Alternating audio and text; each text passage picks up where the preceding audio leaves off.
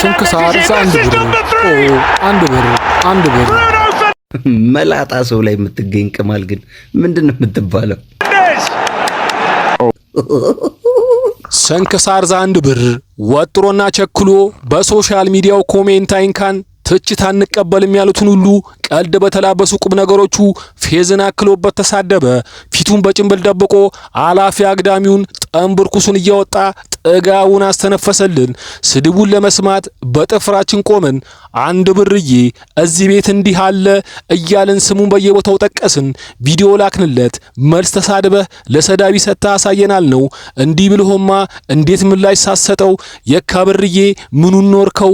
ምላሽ የማይሰጥህ ወንድ ልጅ ባይፈጠር ይሻላል ነው። አጀገን ነው፣ አበረታታ ነው በለው። ዘራፍ ወደፊት በሉለት ይለይለት። ያዘው ጃስ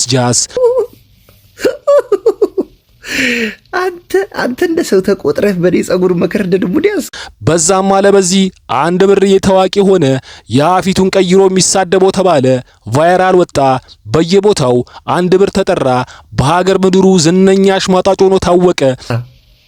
እኔ ቂጥ ላይ ያለው ጸጉር ከአንተ ጭንቅላት ላይ ካለው ጸጉር ይበዛል። ከለታት ባንዱ ቀን የአራዳ ቅምቀማ ማርኬቲንግ ማኔጅመንት ዲፓርትመንት አራዳን ከየፍሌቨሩ ቀምሞ ሻት አደረገ መሰለኝ። አንድ ቀና ሐሳብ ሽዋለበት። የያዘውን ስልክ መዘዘ። ኖትፓድ ውስጥ ገባ።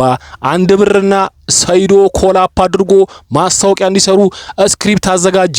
ጥሪ ለአንድ ብር ደረሰው። ጠርቀምቀም ያለ ገንዘብ እንከፍላለን፣ ማስታወቂያ ስራልን ሲሉ ሹካሉት። ይህን መልካም ዜና የሰሙ አንድ ብርዬ ፊቴን ከነጭምብሌ ነው ወይስ ማስኬን ገልጬ ብቻ ሲል ጠየቀ። ጭምብልህማ ተገልጣ ነው እንጂ ተባለ። ዋሪያ ኒጎሼት አለ ሶማሌ።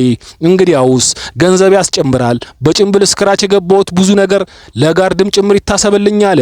እሺ በለን እንጂ የፈለግኩ ይሟላልሃል፣ ይሁን ይደረግለት ተባለ። ዲል ተፈረመ። ፓክታ ሱንታ ሴርቫንዳ።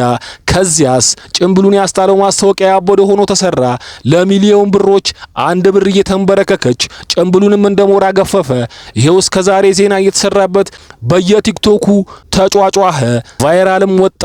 ማስታወቂያው ሲጠናቀቅ አንድ ብርዬ ስራ ጠፋው፣ ደበረው፣ ወደ መጣበት ጭምብል መመለስ አማረዋል ነው።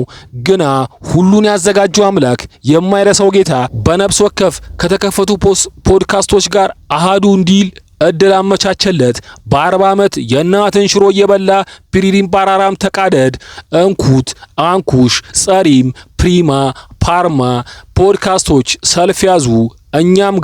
እኛም ጋር ቀርበ የስድብ ልምድህን ማኖ የህይወትን ልምድህን አካፍለን ፔናልቲ ተባለ። ሴቶች አንድ ብር ልፈጥፈጥልህ፣ የተቀመጥክበት ጠረጴዛ አድርገኝ፣ ልፈንቸርልህ፣ በልብስ መስቀያ እንደ ሸሚዝ ልሰቀልልህ አሉ። ሱፍ ከሱፍ ተቀይሮ አንድ ብርዬም በዶላር ተመነዛዘረ።